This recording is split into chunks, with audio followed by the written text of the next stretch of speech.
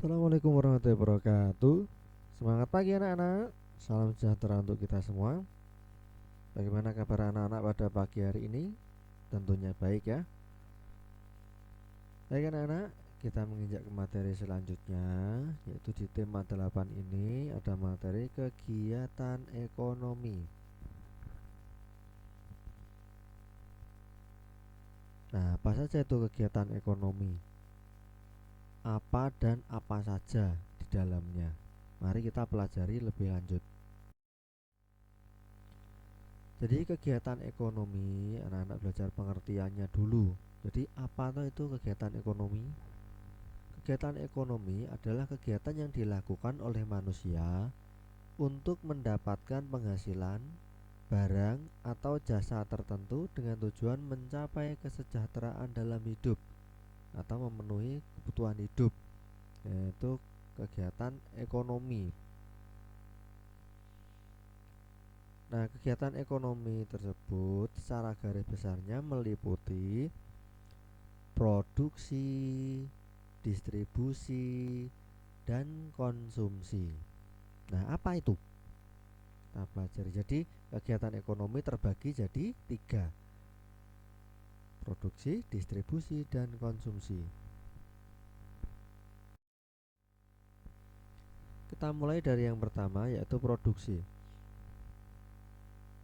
Produksi adalah kegiatan menghasilkan barang dan jasa. Jadi, perhatikan ya anak-anak.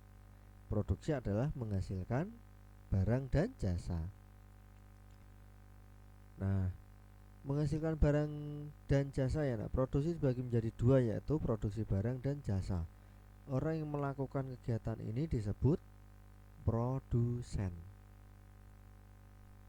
Jangan sampai salah. Biasanya ini banyak yang tertukar, kebalik. Jadi prosesnya itu adalah produksi. Nah, orang yang melakukan produksi atau orang yang melakukan kegiatan menghasilkan barang itu disebut produsen. Nah, beda. Produksi, produsen. Produksi prosesnya, produsen orangnya atau perusahaan atau badan usaha yang melakukan tuh namanya produsen. Nah, di gambar itu terlihat contoh ya anak-anak, itu yang sebelah kiri itu menghasilkan, iya betul, menghasilkan barang. Nah, yang di sini adalah jasa dalam hal ini.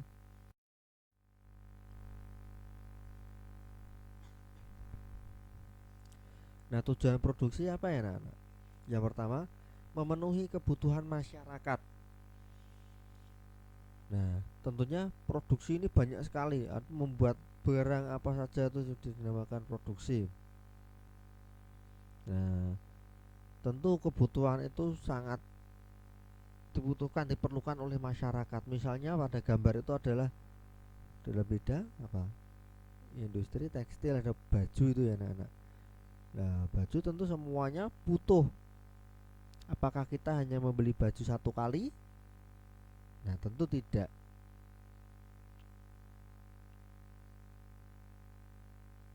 Misalnya anak-anak masih kecil, dari lahir bayi, apakah pakaiannya menggunakan pakaian yang sama dengan orang dewasa?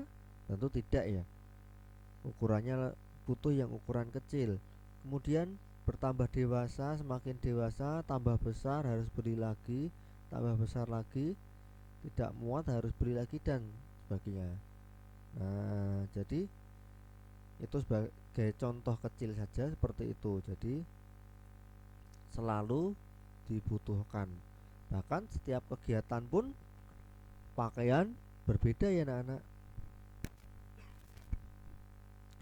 Ketika beribadah menggunakan pakaian berbeda, ketika bekerja, ketika sekolah, nah, ketika anak-anak di rumah, nah tentu pakaiannya berbeda.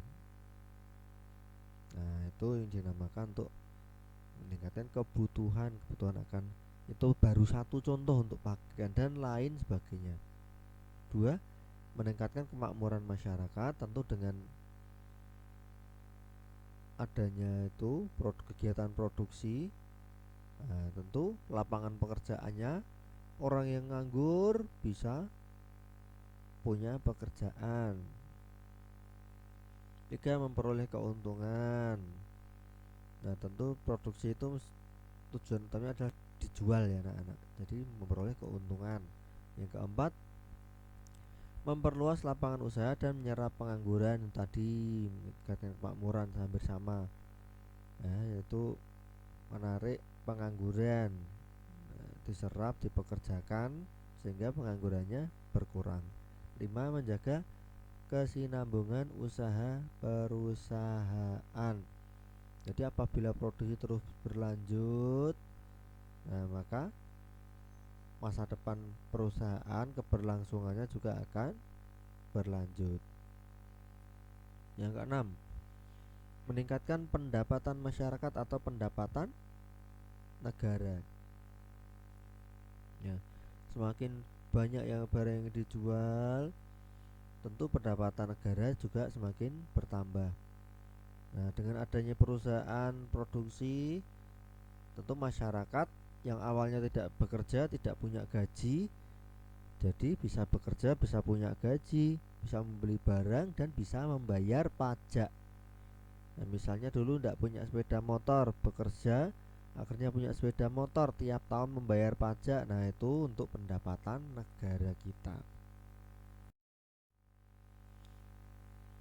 Nah, jenis-jenis produksi tadi ada dua ya anak-anak, barang dan jasa. Untuk yang barang, yaitu kegiatan menambah faedah atau manfaat dengan mengubah sifat dan bentuknya. Hal ini terdiri dari barang konsumsi dan barang modal. Barang konsumsi yang barang bisa dipakai langsung atau dikonsumsi langsung. Contohnya apa? Contohnya itu anak-anak sebelah kanan atas ini. Nah, ibu ini menciptakan atau membuat barang yang bisa dikonsumsi langsung, makanan ya anak-anak ya, makanan.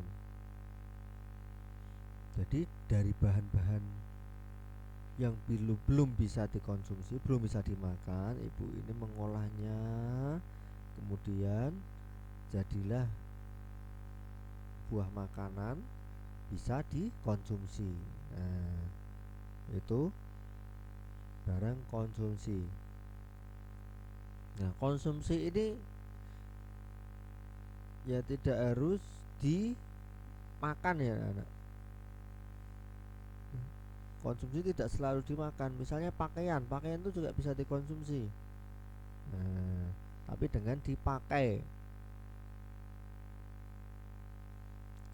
pakaiannya. Nah, seperti itu. Nah, kemudian barang modal yang digunakan untuk menghasilkan barang. Contohnya barang modal apa? Misalnya kerajinan nih.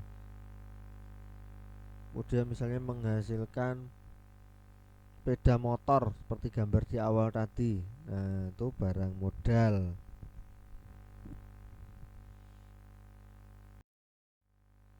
Kemudian produksi jasa itu kegiatan menambah faedah suatu benda tanpa mengubah bentuknya. Contoh, sebuah pagelaran seni, angkutan barang, perbankan itu adalah di bank ini anak-anak ya, jasa menyimpankan uang masyarakat, nah juga meminjamkan, itu bank. Yang kedua adalah kegiatan distribusi.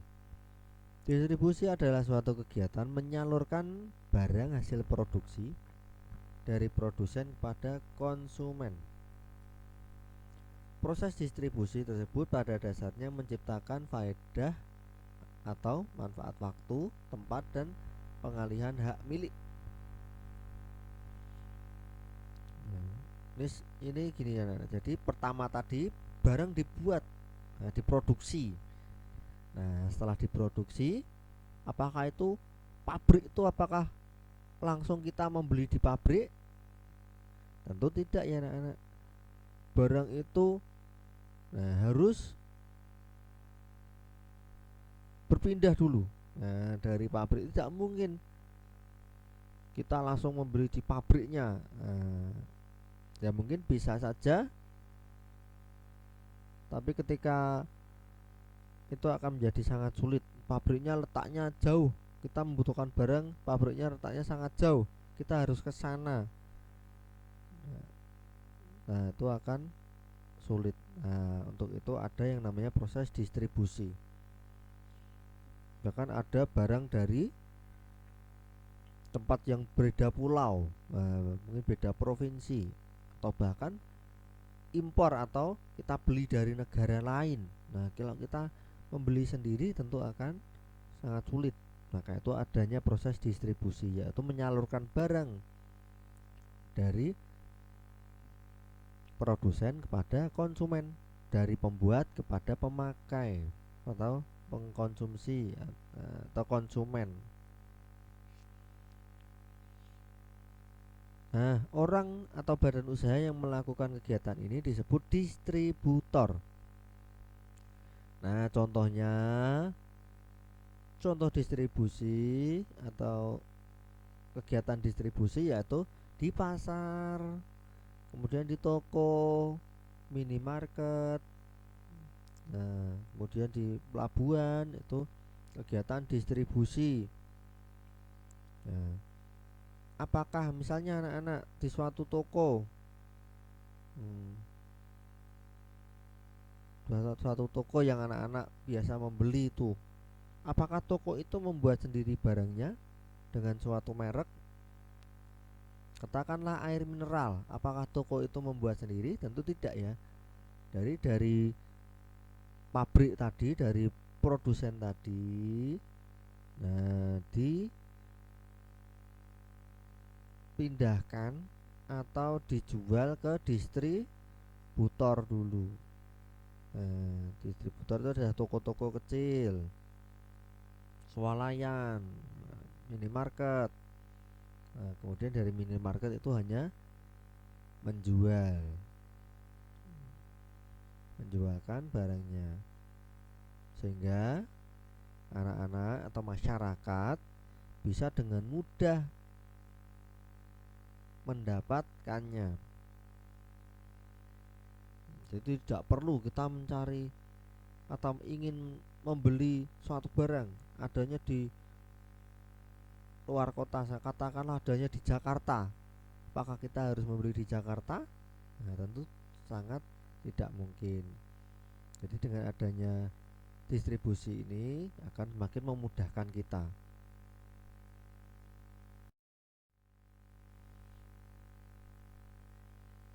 Nah, tujuan distribusi yaitu pemerataan pemenuhan masyarakat di berbagai daerah. 2. Menstabilkan harga barang atau jasa. 3. Menjaga kelangsungan hidup perusahaan. 4. Menjaga kesinambungan kegiatan produksi. Serta yang kelima, mempercepat sampainya produksi ke tangan konsumen. Nah, itu contoh kegiatan distribusi itu ya anak-anak. Barang dari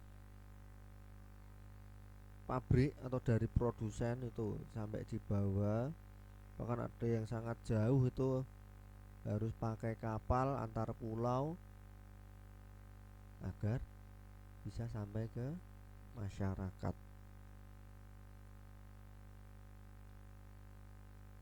Nah, itu jadi banyak manfaatnya untuk kita.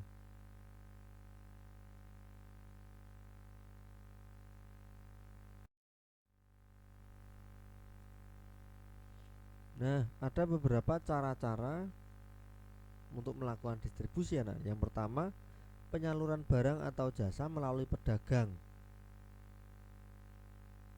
Yang kedua, melalui koperasi. Yang ketiga, melalui toko. Yang keempat, melalui penjualan dari rumah ke rumah. Rumah ke rumah ini bisa ya anak-anak, itu pedagang keliling itu. Kemudian yang terakhir melalui penjualan di tempat tertentu.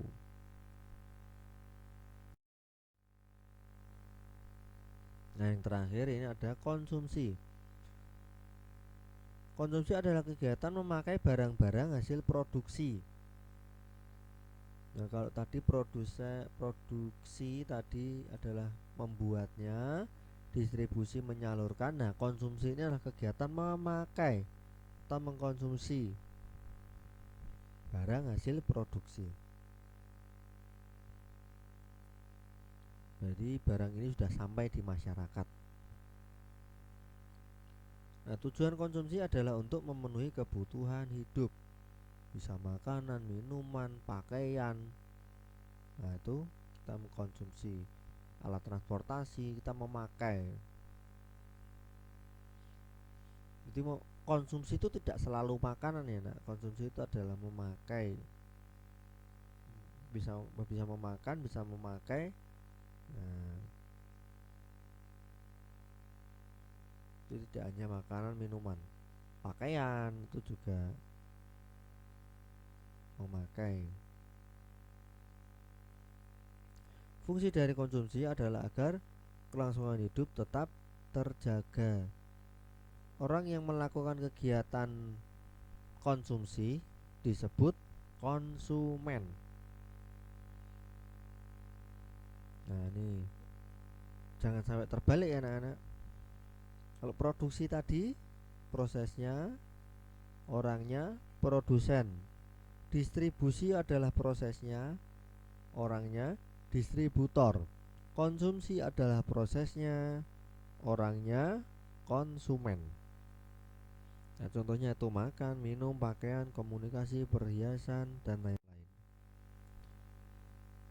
Baik, demikian pembelajaran pada kesempatan kali ini. Semoga bermanfaat bagi anak-anak dan dapat dipahami dengan baik.